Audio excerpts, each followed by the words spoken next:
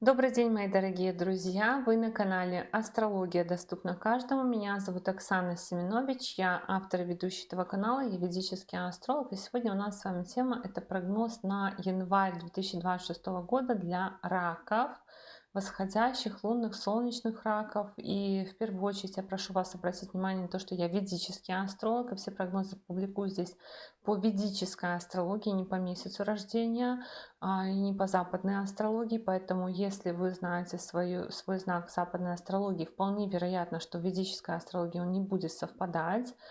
И для того, чтобы эти прогнозы у вас работали, чтобы вы смотрели правильный знак зодиака, я рекомендую вам перейти по ссылке, которая у вас сейчас появится в правом верхнем углу, построить свой гороскоп в ведическом стиле и узнать свой восходящий знак. Посмотрите также знак зодиака Луны. Даже если вы не знаете точное время своего рождения, по знаку зодиака Луны прогнозы тоже должны работать. Но если вы не хотите этим заморачиваться, под каждым видео пересчитаны даты, в которых Солнце было в тех или иных знаках зодиака по ведической астрологии. Можете смотреть прогнозы по Солнцу.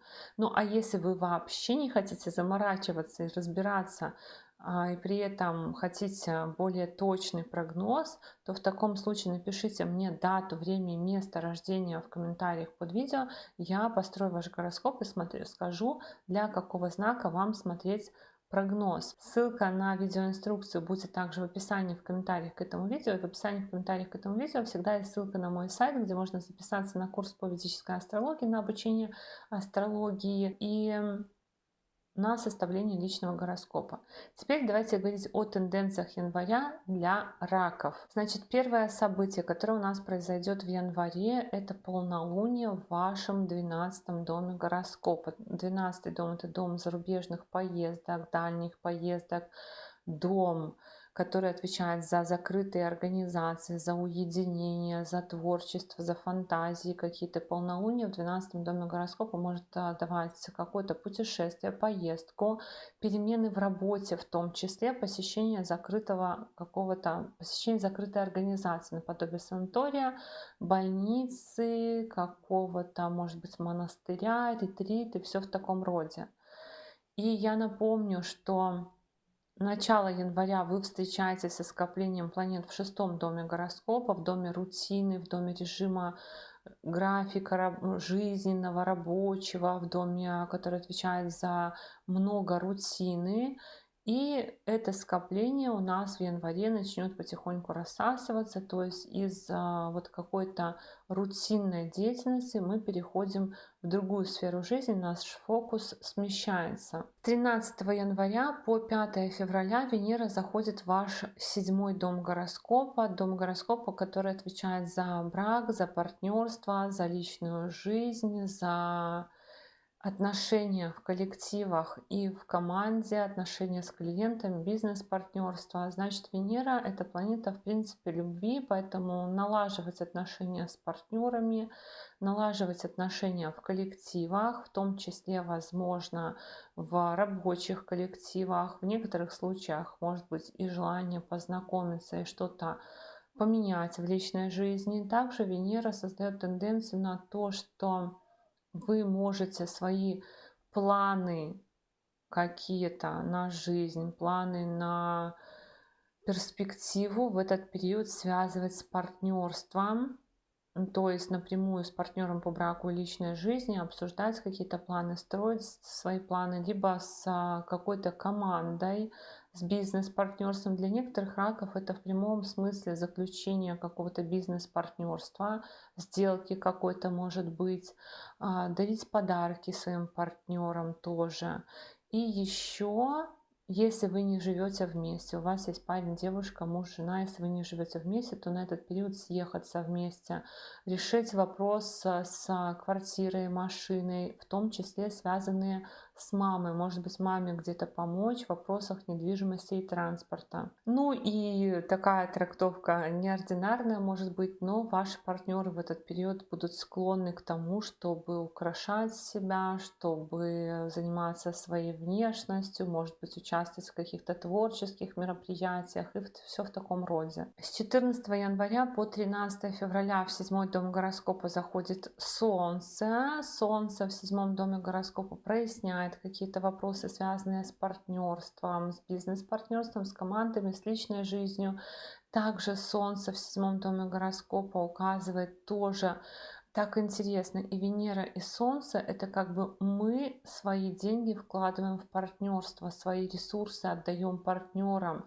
Солнце точно так же показывает, что мы свои ресурсы в этот период времени отдаем нашим партнерам. У некоторых раков в этот период может быть разлука какая-то с партнером, но в целом, если вы, например, ведете какой-то бизнес, то в этот период могут какие-то значимые клиенты появиться, либо если вы консультируете, либо если вы ищете какое-то партнерство, то тоже в этот период как будто бы внимание приковано к теме партнерства в вашей личной жизни. Либо в вашей личной жизни происходят такие события, которые приковывают внимание ваших друзей, знакомых. То есть, возможно, вы светитесь от тех партнерских отношений, которые у вас есть, либо, может быть, у вас появляются новые отношения, такое тоже может быть. С 16 января по 23 февраля в 7-й дом гороскопа заходит Марс, и Марс, конечно, это очень сильная комбинация, формируется по этому Марсу.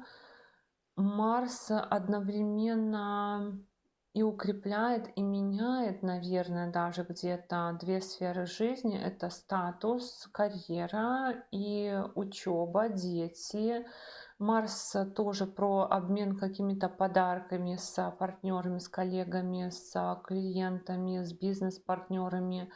Про то, что меняться может ваш статус в отношениях либо в коллективе. Ну, допустим, в рабочем коллективе меняется отдел, в котором вы работаете. Опять же, Марс тоже про то, чтобы заниматься вопросами недвижимости в партнерстве, вопросами недвижимости партнера тоже. Может быть, переоформлять что-то, может быть, кстати, даже у некоторых продавать, покупать. Какие-то активные вопросы, связанные со сделками, тоже могут быть в партнерстве. Но Марс — это планета конфликтности, Марс — это планета такая немножко агрессивная. Тут она, конечно, будет в сочетании с Венерой, то есть может быть даже какая-то такая страстность в отношениях, итальянские такие страсти, люблю, не могу, но при этом и уступить не хочу. То есть может быть, конечно, по Марсу немного тенденции и на конфликтность в отношениях, но в целом какие-то очень серьезные дела могут решаться, глобальные такие крупные, по этим транзитам. С 17 января по 3 февраля в 7-м доме гороскопа окажется и Меркурий. Меркурий тоже фокус на партнерство, много переговоров, разговоров о партнерстве, интерес к теме партнерства.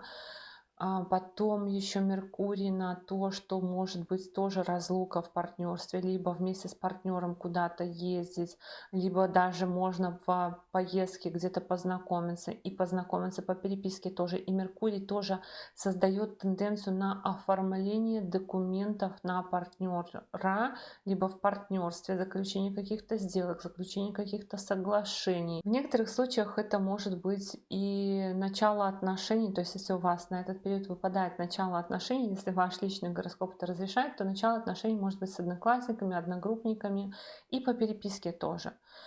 Очень хорошие транзиты, если вы, например, блогер, то это может быть рост по сарафанному радио. Если вы продаете где-то в социальных сетях, то это может быть такое сарафанное радио, приход клиентов, бизнес, очень бизнес-партнерство здесь тоже для некоторых раков, прям такое, с кем-то запартнериться, с кем-то заключить какое-то соглашение, бизнес открыть, все в таком роде. Но в целом много может быть общения с другими людьми, как будто бы вот все, кто про вас давно забыл, либо все, про кого вы давно забыли, как будто бы появляются в вашей жизни, начинают звонить, писать, спрашивать, как ты, что ты, либо что-то от вас хотеть, либо чем-то пытаться вас там разжалобить или еще каким-то образом привлечь ваше внимание. То есть большая такая коммуникация. Но эта коммуникация именно для того, чтобы не просто узнать, как дела, а для того, чтобы какую-то пользу друг другу принести. Ну и 18 января будет новолуние в вашем седьмом доме гороскопа. Новолуние в седьмом доме гороскопа — это период начала чего-то нового, связанного с партнерством. То есть для некоторых раков в буквальном смысле начало отношений, начало регистрация брака, регистрация отношений. Для некоторых раков это начало бизнес-партнерства, вхождение в новую команду, вступление в новый коллектив, либо начало какого-то нового жизненного этапа у ваших партнеров. Итак, мои дорогие друзья, такой у нас с вами был прогноз на январь для раков 2026 года. Я благодарю вас за поддержку этого канала в виде ваших лайков, комментариев. Прошу вас, не забывайте ставить лайки, это очень важно. И если вы еще не подписаны на этот канал, то, конечно же, приглашаю вас подписываться. И до новых встреч. Пока-пока.